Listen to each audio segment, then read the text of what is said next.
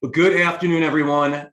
I am Rich Swerbinsky with the Mortgage Collaborative. This is the Rundown with Rob and Rich. Every Friday at 3 p.m., we kind of take you into the weekend with a recap of all the latest happenings in the mortgage industry, some discussion, strive for the show as it has been to be interactive. So please, any comments, questions, jokes, anecdotes, please drop them into the chat or the Q&A, and we will incorporate them into the show as I am every week, joined by Rob Chrisman. Rob, are you actually in your house? I am in my house. Did your wife think it was like an intruder when you came in? She doesn't know I'm here, Rich. Okay, well, that makes more sense then. So, and once again, very pleased to be joined in the co-pilot seat, our good friend, the COO from Partners Credit and Verification Services, Tracy King Donadio. Tracy, I apologize in advance for what my Browns did to your Bears last weekend. Poor Justin Fields, but we'll get that out of the way right out of the gate. I appreciate that. Lots of hot tempers in regards to the Bears, because I don't know if you've heard, but they're going to move out of Soldier Field. So that's a big issue right now in Chicago. And that's about as much as I know about it, including just learning that they played the Browns last week. So go Bears. Wow. So between that, Tracy, and have you recovered from Kayak Gate from the TMC Right. event? Yeah, if we had a lot of participants sign up for the kayaking event in Terranea. We all went down there after drinking a lot of wine the night before. We showed up, but we were the only ones that showed up. So we ended up having a great morning because it was nothing on Mortgage Collaborative. The hotel kind of screwed up sending someone down there, and we had some good laughs and ended up having a pretty funny breakfast with a lot of the participants. So it ended up being a story, but yes, fully recovered. Are you recovered, Rob? I am. I was actually glad we had an excuse not to go into Davy Jones's locker there. You know, the sea is a fickle mistress, and who knows what might have happened. I know. Someone would have toppled over, or yeah, it would have been a mess, I think. I had my water wings on, so I would have been okay, but who knows what else might have happened. Right.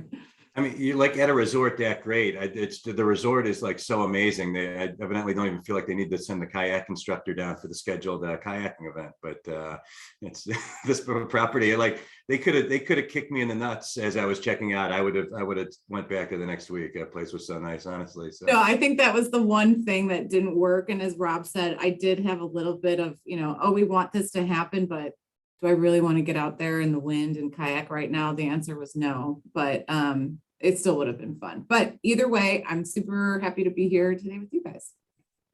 So I know we want to talk about mortgages at some point, but Rich, what'd you say about like you would have been back the next week even if they'd done what? Taped them in the I did go to Terranea, like, take one for the team, 3 or 4 months before the event to, QC the property and, check out all the meeting rooms and all that for like 5 days. And the service was really bad, honestly. But, I as I was leaving, I was like, man, I didn't even care, like bad service there. But in the service, all in all, was phenomenal. I was a little worried the week we were there outside of the kayak mishap, but a lot of demand to go back there. I think you may see another TMC event there in the not too distant future. So, and there's the Fontainebleau in March. Fontainebleau in March. Yeah. Another great property, South Beach, Miami. So it's March 19 to 22. So it'll be another fun one. But yeah, Tracy, apologies for that. But as always, a lot of Partners Credit love at the TMC event. A lot of our members speaking very nicely about you guys. The level, your team is really just great people, great service, and a lot of members that had told me about just being able to save a lot of money each month by moving their credit and verification stuff over to you guys. So thank you very much it's been a long partnership now, and really appreciate you guys. So. We appreciate you, Beck. It's been a great relationship, and we love these events for customers that we have, prospects, or just conversations we're able to have with people in the industry that aren't our customers. It's beneficial to us, and we really appreciate it. And I've not only, had strengthened our relationship with our customers, but have gotten some really great friendships out of it. So It's a wonderful thing personally and professionally. Is this like time for a group hug? We're gonna start singing Kumbaya in just a second because I think everyone would love to see you do that, Rob. It seems right up your alley. Just in the shower, but I know Rich probably has some topics that he wants to talk about, but since you brought up the conversation and the clients and Rich mentioned clients saving money with partners. Are you seeing the fabled, when margins get tight, when volumes are going down a little bit and margins get tighter and so forth, and I know margin compression is happening in different parts of our industry, whether it's direct to consumer, wholesale, retail, correspondent. Are you seeing among your clients more of a push than normal to bicker about price? Yes. It's interesting because no one wants to be the first to admit that things are slowing down for them. You talk to them and say, how are things going? Oh, busy as ever, but you start to see different trends come through. And different conversation topics come up. I think it's everyone was so busy last year. Pipelines were constantly full, and now there are different questions coming. I think they're having more time for different vendors to come in and sweet talk them and see what different options are. But margin compression, credit report pricing has increased year over year, and that has little to nothing to do with the actual credit reporting agencies such as myself. We have to pass along fees, they increase. When I started back in 2003, I think it was an individual credit report was $8, a joint was $13. I mean, and from where that is to now, it's just, it's completely different.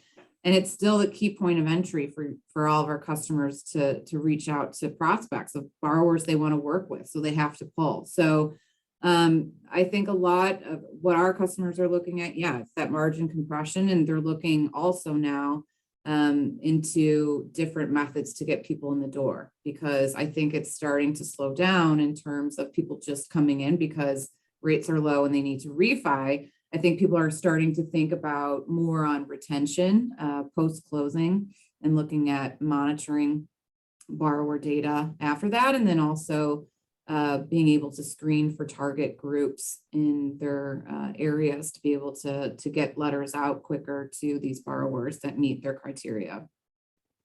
So I didn't mean to hijack the conversation here, Rich, but I did have a follow-up question to that for Tracy. Namely, I know that when I was managing people, and I still manage people to some extent, but when somebody who reports to me comes in and says, well, I'd like a raise, and then you say, well, gosh, why? And they say, well, I just bought a car and I've got car payments, or my ex-husband, the alimony is cut off, or whatever it might be. There was Right. a need on their side for money, rather than coming to me and saying, well, I'd like a raise, and here's why I've added these responsibilities, and I've been putting in a lot of overtime, and I expect that to continue, and I took this class, and et cetera, et cetera, et cetera. So without revealing too much secret sauce, Tracy, if somebody comes to a vendor, if you had to give somebody, a lender, some advice to come to a vendor to say why there should be a change in price structure, what are the good reasons to what are the good reasons for that? Well, here's one thing is if someone's always going to undercut me on price, and I'm going to undercut somebody else on price. If I just came in and say, I can give it to you for $1 cheaper, whatever, we can all do that to each other always. And but honestly, that shouldn't be what is going to get your attention. One, it's important for us and for our customers is to constantly have a conversation with them of how they can reduce their costs. And that's not just by slicing prices. You should be having conversations with your vendor on an ongoing basis to look at your habits, to look at how your team is working, to look at your processes. Otherwise, it sounds great if someone says, I'm going to save you this amount of money this year. Well, what happens next year when it turns into they just have shoddy services and they're going to raise your prices, as everyone does every year? It's what's going to be the continued conversation that you have with your vendor, and that could be for credit, it could be across the board. But if your vendor is not providing solutions to you and approaching you before you approach them, that's when you should start questioning things. Because, for us, what we recognize, it's prices always increase. You start to have to look at what are your methods and are you doing things in a way that makes sense? Because we all get stuck. It's interesting because we have there's so many new products that come into our industry all the time. It's something new all the time, but it'll grab your attention and it makes you seem like, oh, I've got to switch. Oh, I've got to do that. Oh, we've never thought of this before. But a lot of times there's so much in front of you that you're just not considering because you're not continuing that conversation. You use that vendor for forever. You've it's credit reports, it's what you need. But there are different ways to kind of go about doing your business in a smarter way to save money for you and your team if you have these conversations and allow people to kind of see your methods and your processes. And obviously in a compliant way. Well, yeah, and yeah, that's the big thing too, is that, a lot of people can come in and say that they can do things for you, but as I've heard on your guys' shows that you've been doing the last few weeks and a lot at the TMC is coming up of one of the biggest things that you need to be investing in as a lender is looking at your compliance and making sure that that's where it needs to be. And it sounds like with our newly appointed CFPB, that might be something extra that you need to even pay more attention to. And that's a great unintentional hijack segue to where I was going. Was it unintentional, Rich? Rob, as a wise sage in the industry, several decades of experience, I think people look to you for calm. Who should be more nervous right now? United Wholesale stock owners, $6 a share, Anthony Shee's legal team, or all the compliance people in America now that Rohit Chopra is the director of the CFPB? Is that a question for me, by the way? What group of people should be the most nervous? Not for me. So I'd argue the United Wholesale stockholders, but I'll cede to your opinion. I know you love talking about United Wholesale. I'm not going to say anything bad about United Wholesale, but you've got, first of all, let's do the easy one first. So there's a lot of conversation out there about the now public lawsuit that Tammy Richards has against Anthony Shea and Loan Depot. It was in the New York Times. And so it's unusual for something like that to be so widely spread through the industry. I'm sure where there's smoke, there's some fire there. Talking to some various attorneys around the industry about that particular lawsuit, it may just kind of fizzle out. And I'm not saying that because the things that she alleges didn't happen, but I think the attorneys that I've spoken to have plenty of reason to question the verbiage presented in the lawsuit and not really paint too sympathetic of a picture of her. And so it'll be interesting, as always, to see where things go. Like I said, anybody can sue anybody about anything. The question is, where will it go from here? And I'm sure Loan Depot has plenty of attorneys that are, that have been called on to, all hands on deck to deal with this. So I don't know where it'll go anywhere. It could just grind on for years. It's not like one of those things. It's not like the CFPB against PHH or something like that. It's not some kind of huge case law. It's a sexual harassment. And I think the industry has been very curious about some of the tidbits that are in there, some of the comments about the inner workings of Loan Depot that is more interesting to the folks in the industry than maybe the lawsuit itself. So we'll see where it goes. I mean, if there was wrong done, obviously we all want that to be rectified, but it could grind on for a while and probably settle at some point. With regard to United Wholesale and the stock price, yeah, the stock price continues to bump down, as does Home Point or Loan Depot stock for that matter. Some of the public companies, or at least those companies that have gone public within the last year, Finance of America, Guild, people are pointing to Guild as kind of the poster child of a company that maybe doing okay, because its stock price isn't down as much as the others. You've got these wholesalers who were oftentimes backed by private equity or even venture capital, and those institutions took their money and run. It isn't as if they went public and plowed the money back into expansion or new office desks or whatever it might be. It was a return to the investors, and now that they have their money, the companies can go about doing what they do, which is originate or buy mortgages. But the fact of the matter is, it isn't as if we didn't in the industry think, all right, these appear to be overvalued. Rates are going to go up or have a tendency to go up more than go down. They are selling at the highs of the market after a fantastic 2020 and early 2021.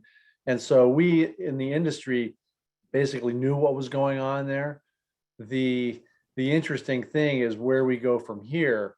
And there are people out there. I mean, there's still a market in these stocks. There are still institutions and people who want to buy that stock. I would not be one of them because I'm pretty heavily invested in the mortgage banking industry already. So there's no need for me to do that. And as I mentioned, I think a week or two ago, Rich, I think it's personally, I don't give financial advice for a fee or anything, but I think it's a mistake for people, even though they know the industry very well, to double down and put their whole retirement money, all their retirement money into an industry where they're already working. Diversification is very, very important. What's that? Whoops. Well, I mean, we know. Where were you with this advice a couple of years ago?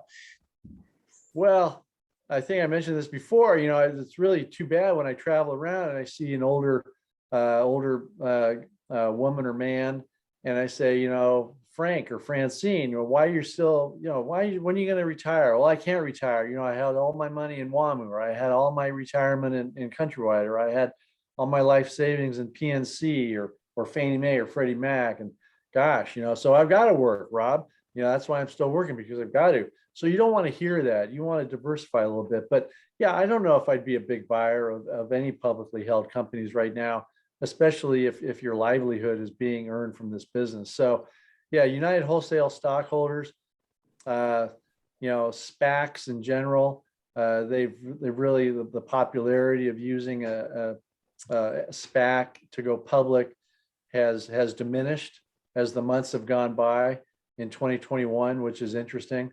So as it is now, we've got a nice set of companies that are public, and we can kind of watch their performance and see how they do, and their financials are revealed to the industry, so we can compare other companies to those.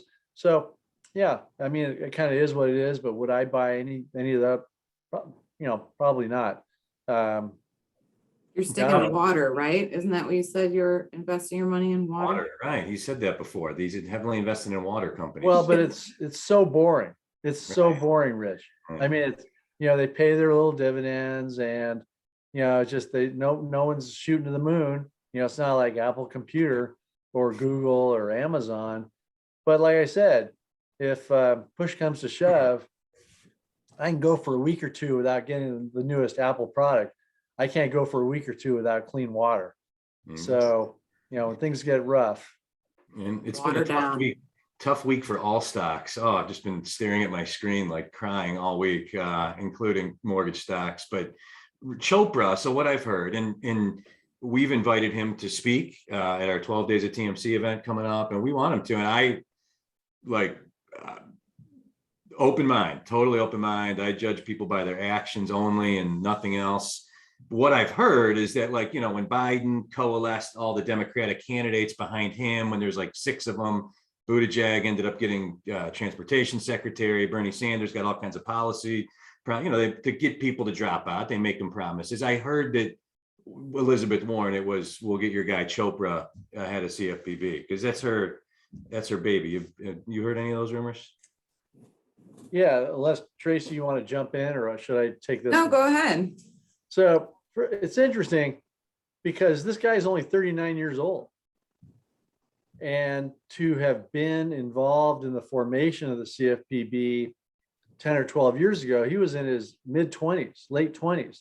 And so here he is leading the CFPB, and he's 39. And you're right, he's a disciple of Elizabeth Warren. He's not a fan of big banks. So Wells Fargo, you talk about our nervousness with United Wholesale's stockholders or Loan Depot's legal team.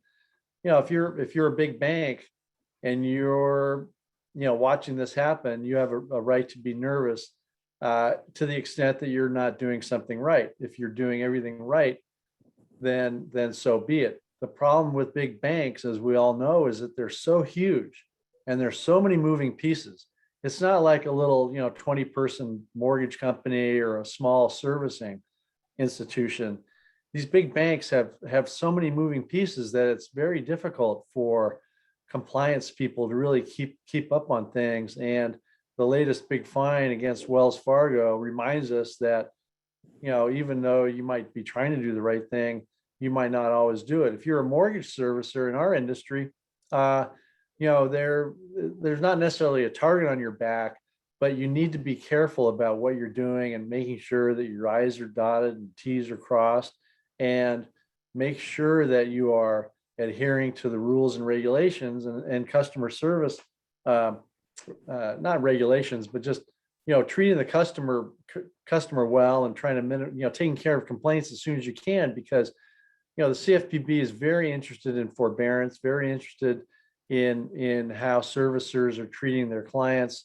And so it'll be interesting. I think he's, like I said, he's not a big fan of banks, big banks especially. And he probably is going to set out, maybe not as bad as Richard Cordray was in terms of wanting to make his own mark, but he's got a job to do. And I think we know, given his past alliances, we know where his attention will be and where his focus will be. So it'll be interesting. I hope we don't, as an industry, go through the upheaval that we went through in 2012, 2014 with the CFPB and Richard Cordray trying to, make his mark, like a bear on a tree, scratch the tree and mark his territory. I don't think we're at that point as an industry, but it's still a cause for concern, and companies definitely want to focus on compliance and so forth with this in mind. One of our members, I forget which one, it's always stuck with me. I'm not the person, but the line, big football fan, said, like, your head of compliance is like your left tackle. If you're a football team, like, protect your quarterback, your CEO, left tackle protects the blind side. The Bears left tackle, Tracy, last week, was like a turnstile. And so that's a bad but it's always stuck with me, like, go get your left tackle, go get your head of compliance. And it maybe hasn't been that important the last 4 years, but probably really important now. But switching topics, couple other topics I wanted to get into that to me are kind of fascinating news stories that are tied to mortgage and the housing industry. One is a study that Zillow Group put out this week about just rents across America skyrocketing, up over 10% nationally year over year. Some pockets they're up 25%. Some of the recent trends the last couple of months are where you're seeing a lot of the increase. And just it has a big impact on our industry, obviously, because people got to live somewhere. They got to pay to live somewhere. The other is all these homes coming out of forbearance. The forbearance relief programs, and it's hard to exactly figure it out. It's 15 months and some went into it different months, but it feels like the majority of the people are like coming out of it in October. So you're gonna have basically 1.6 million homes that are gonna come out of forbearance. It's a pretty significant number because I did some research today. Right now, there's like 650,000 homes for sale in America, which is about like half of what it should be because of the obvious inventory issues. So I'm just like, I don't know the answer to this. Like, I mean, I guess a lot of these properties, the people are capable of paying and just went into forbearance and now they're going to just start paying. Some may sell because they got equity. I'm just, Tracy, any thoughts on how the hell this is going to play out with all these homes coming out of forbearance? Is it going to impact the supply, inventory? It's got to have some positive impact, right?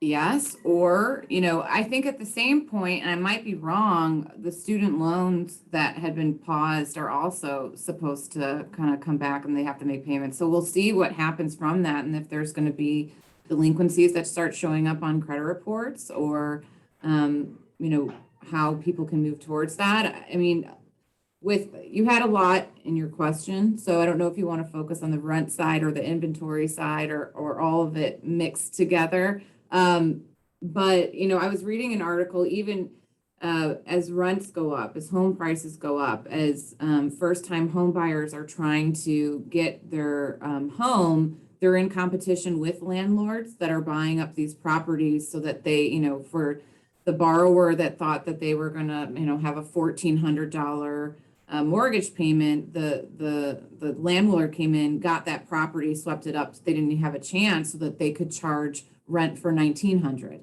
So it's the first time home buyer seems to be the person, no matter what, that is getting screwed in this process, because as the rent goes up, they're still renting. They're limited on what they have out there that they can even get their hands on and what they can do to get into a home for the first time. On the one hand, and I was talking to a few customers about this, you talk about what it looks like for our industry.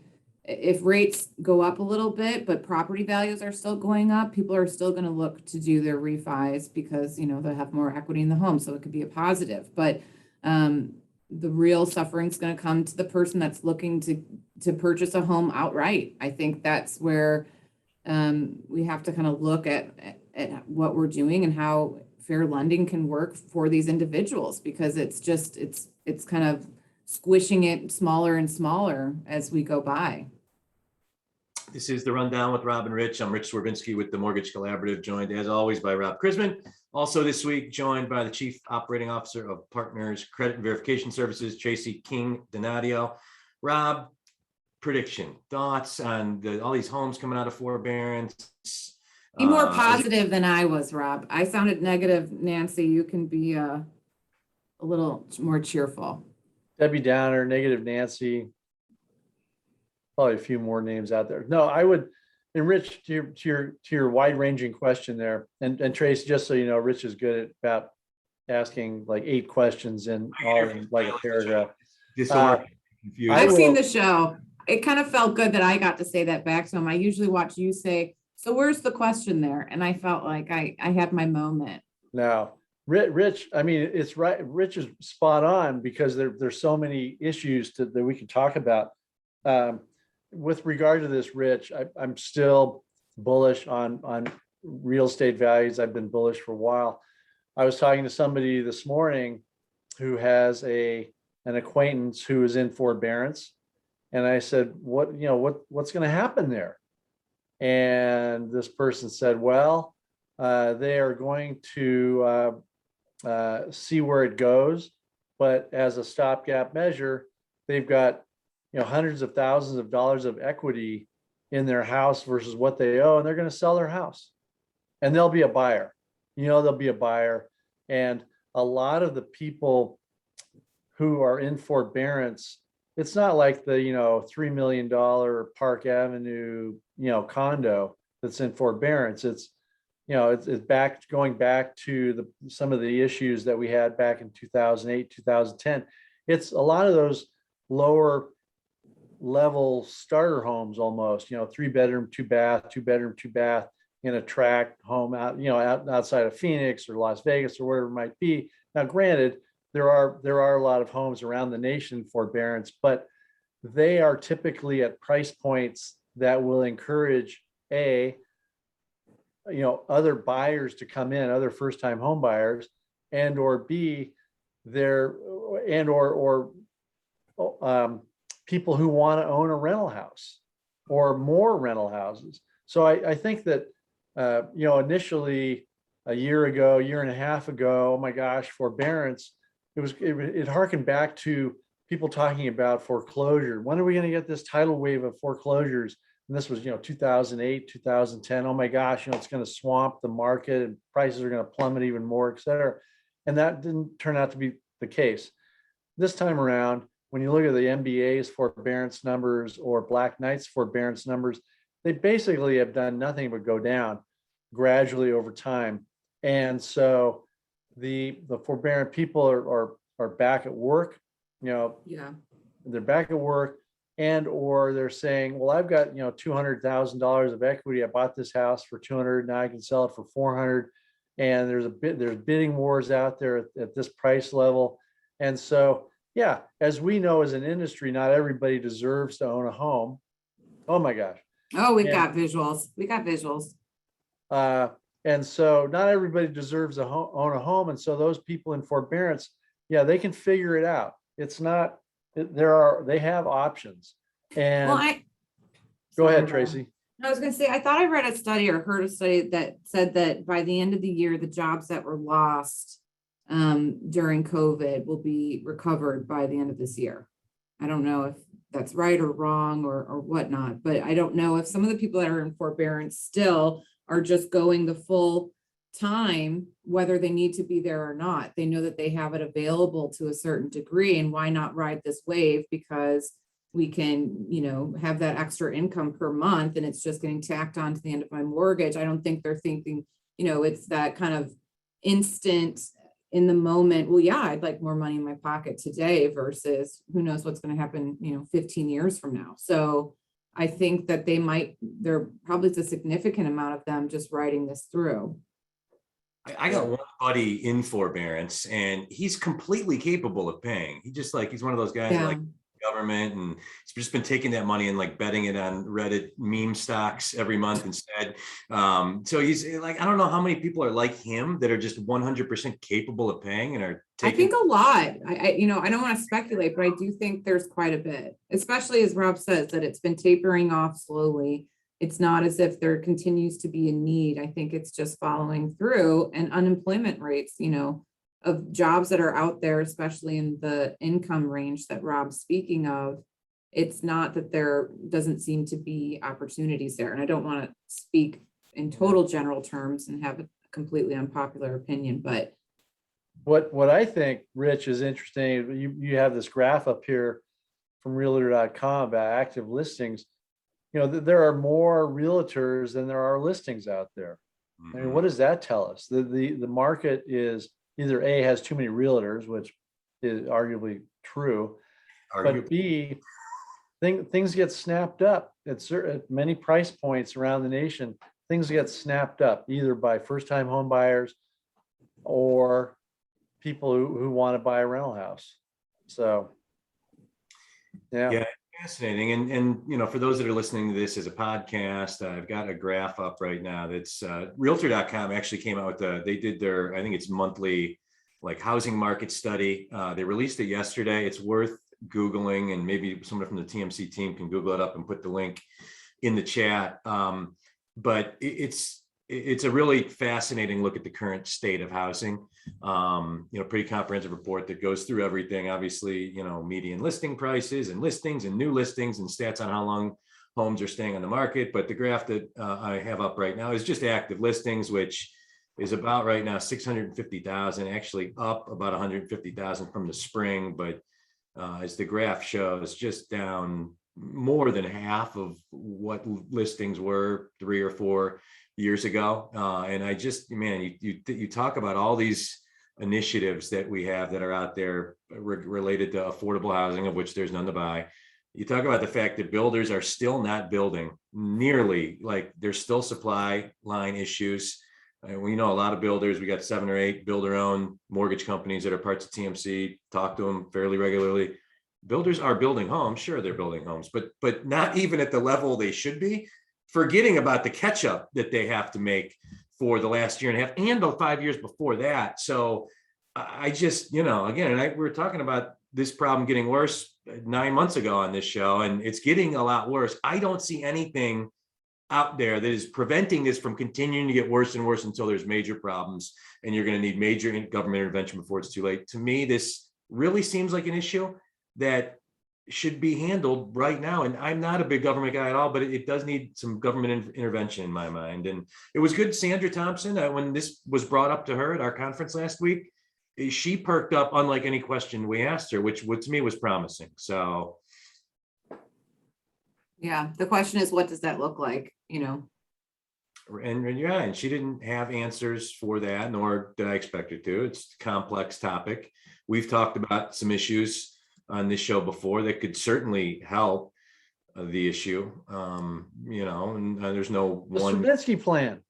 The Swerbinsky plan, right? Exactly. It seems simple to me. I don't. I'm sure there's some major loophole or something I'm missing there that makes it stupid. But basically, just disincenting, disincenting through policy, institutional investors from gobbling up all these investment properties because they're just buying them and reselling them or renting them out. It's making the problem worse. And for those individuals that are not institutional investors by definition, that own investment properties, incenting them to sell their homes as opposed to continuing to rent them out. So we may along those lines, Rich, I was talking to my cousin who's an accountant, and he said that with the tax law changes, they are not telling clients, but nudging them to say, all right, if the tax law changes, if capital gains taxes go up, you may want to sell your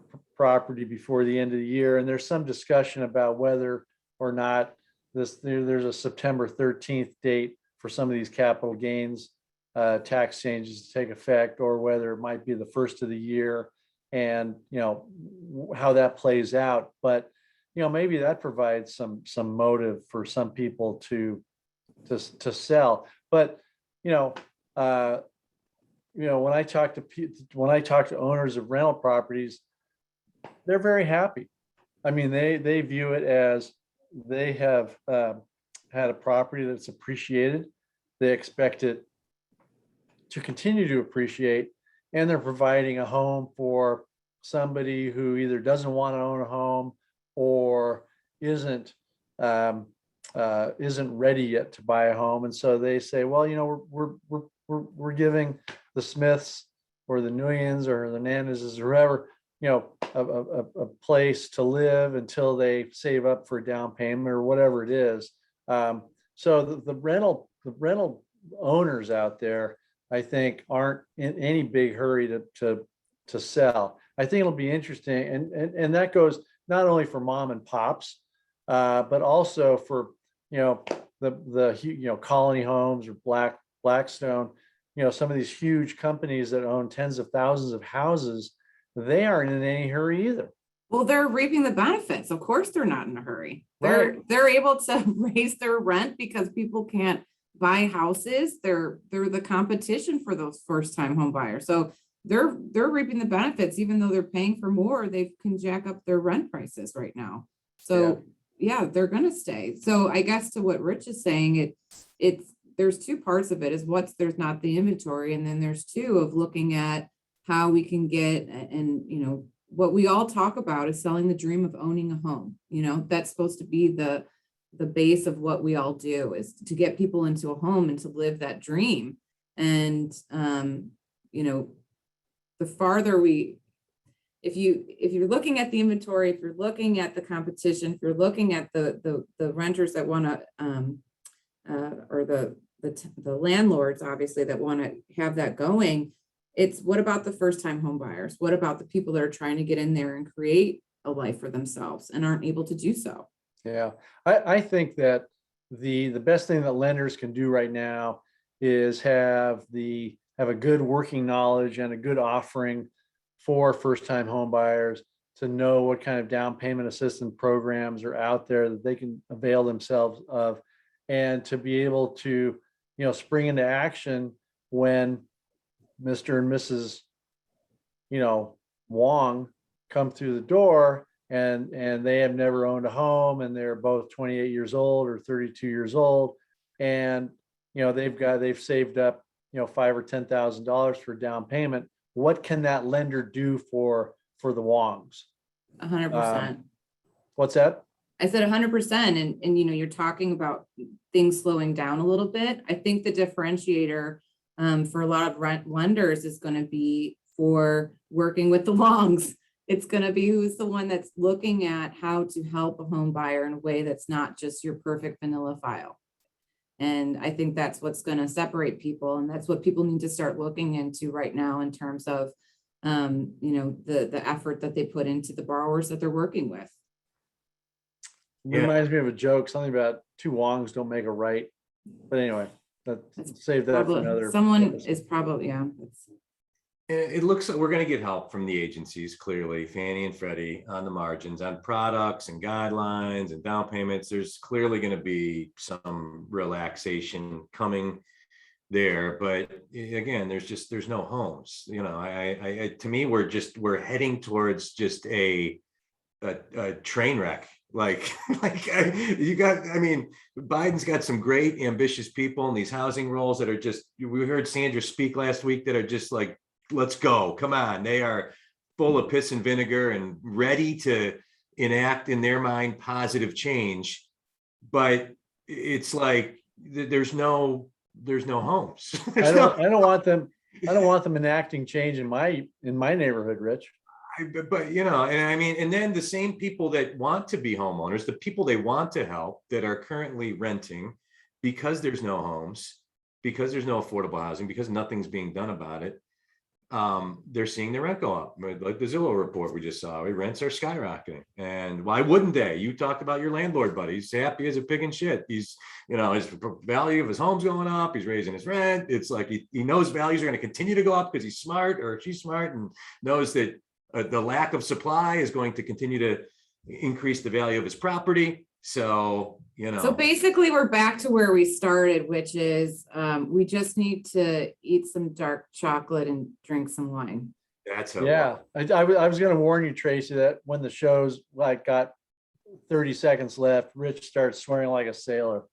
So it's a sure sign. I like to stay somewhat positive, but all of us have basically, Rob, I actually think you gave one of the more positive aspects of the whole show, which was very surprising. And Rich and I are the ones coming in being like, no. The funny not part is, good. my staff makes fun of me for being too glass half full. I'm a very positive person, but I'm also like, just Not today, Rich, like, not like, today. something that, somebody tell me where I'm wrong here. Somebody tell me how this problem with inventory and supply and affordable housing just doesn't continue to get worse and worse and worse for the next year. And even if something smart was done today, it would still take a while.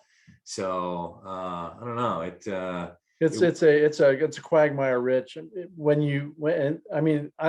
could have a whole session just on that. But if you think about the typical family and whether or not they work from home, or whether they work, almost regardless of where they work, they want to be near a city center so that they can go to, Macy's or Nordstrom's, or they can go in to restaurants, or they can go into the football game or the baseball game. If you look at the city centers though around the nation, it's not like it's not like there's 20 raw acres, 15 minutes out of downtown Seattle or downtown Dallas. It's a problem. So anyway, we've run out of time. We are out of time, but as always, like to get the pulse on what the weekend plans are, to end on a more positive note than affordable housing shortages. Rob, you always got some kind of sport activity going on. You were like a haunted house guy, or no? I was gonna ask Tracy, because I read in the newspaper that you did a half marathon. So congratulations on that. Are you doing another one tomorrow or Sunday? No, I have a run coming up in about a month that I have to start training for, and I just stopped sweating Cabernet post the Mortgage Collaborative event. So I'm gonna get back on track with my running probably tomorrow. Yeah. I'm gonna play hoops tomorrow morning. There you go. There you go. There you go. Oh. How about you, Rich? A high school football game tonight. I've actually Oh, how was your concert that you Oh, were so excited for? Eric Church is unbelievable. It's amazing what a good show he puts on, and it was incredible. It was really good. So good that I'm his tour goes for like a year, and he's all over places within a couple hours from me over the course of the next 6 months. So maybe talking about some additional Eric Church concerts, but In honor of that, Rich, I went down the Eric Church YouTube rabbit hole while you were at the concert, trying to live vicariously. nice. Yeah, I sent you some pictures. It was a great show, and yeah, and then tomorrow, actually, all four of me and my girlfriend's teenagers have things going on tomorrow. So I have a rare figure out something to do, go out to eat or do something fun, and then yeah, Sunday, bunch of people over the house for Browns Vikings. You have So 4 girlfriends, Rich? no, one barely you can handle one. I'm sorry. You said teenagers, yeah. all of my girlfriends. Okay, never mind. 4 kids, Oh, Four okay. 4 teenagers. all have either sleepovers or homecoming or something. So yeah, the rare free evening. So, but Yeah. All right. excellent. Well, as always, thank you very much to all of our attendees taking some time out with us to wrap up the week. Rob, good seeing you as always. Always enjoy the conversation. Tracy, sorry about the Bears and the kayaking thing, but great conversation. Way to bring it full circle with the red wine and the dark chocolate. That was like a professional journalist move right there. So enjoyed the conversation as always, and appreciate the partnership with Yes, partnership. thank you. This was fun, guys. Okay. And as always, 3:00 Eastern every Friday, the rundown with Rob and Rich. We'll see you next Friday. I think Bob Brokesmith said he's going to come on. Rob, are we? Should I not have broken that news there? Oh, whoops! So we're hoping to have So, Bob from NBA. well- I've never talked to him. I've heard nothing but great things about the guy. No, I like Bob a lot, but kind of like the Federal Reserve has a quiet period before the next Fed meeting. There might be a quiet period that the NBA goes through ahead of their national conference where they don't give speeches because they don't want to steal their thunder during the conference. We'll see. We'll see. All right. Well, he was open to coming on, so I Oh thought- yeah, it may be after the conference though. Okay, cool. So awesome. Well, thanks again, everybody. Until next Friday at 3 Eastern, have a great weekend and a great next week. And we'll see you then. Take care. Bye.